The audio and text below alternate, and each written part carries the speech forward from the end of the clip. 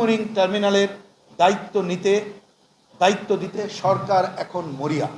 প্রসঙ্গক্রমে বলি, আমাদের আকাঙ্ক্ষা ছিল স্বৈরাচার পতনের পরে এই স্বৈরাচারী সরকারের যে সমস্ত চুক্তি অন্য কিছু আছে সেগুলো পর্যালোচনা করেই সরকার তার দায়িত্ব পালন করবে, কিন্তু এইটা আমরা দেখছি উল্টা পথে যাত্রা, ওই সরকারের ধারাবাহিকতাই রক্ষা করা।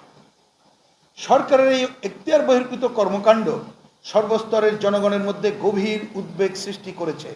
বন্দরকে আরও লাভজনক করতে জাতীয় সক্ষমতা বৃদ্ধি না করে বিদেশিদের কাছে ইজারা দেওয়া হবে আত্মঘাতী।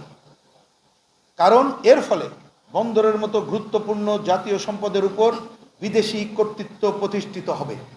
ভূরাজনৈতিক বিবেচনায় বাংলাদেশের সার্বভৌমত্ব ও নিরাপত্তা হুমকির মুখে পড়বে। বিদেশিদের নিয়োগের ফলে দেশীয় কর্মসংস্থান কমবে, শ্রমিকরা বেকার হবে।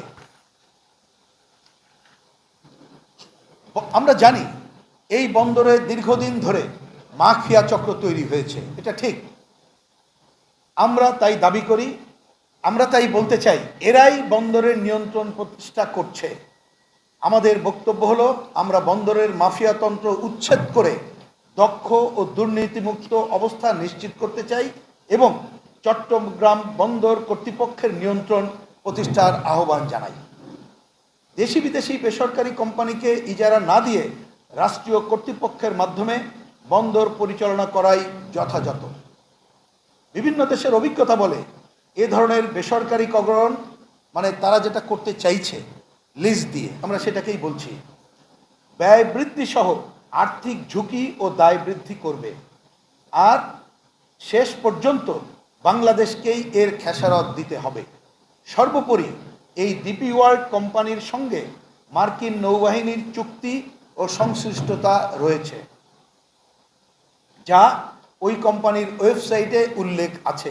তাই দেশীয় ব্যবস্থাপনায় সফল ও লাভজনকভাবে পরিচালিত টার্মিনাল আমরা বিদেশিদের হাতে তুলে দেব কেন? অতীতে আওয়ামী লীগ সহ সকল সরকারের আমলে এ ধরনের অপচেষ্টা জনগণ আন্দোলনের মাধ্যমে প্রতিহত করেছে। এবারও দেশপ্রেমিক জনগণ এই অপতৎপরতা রুখবে।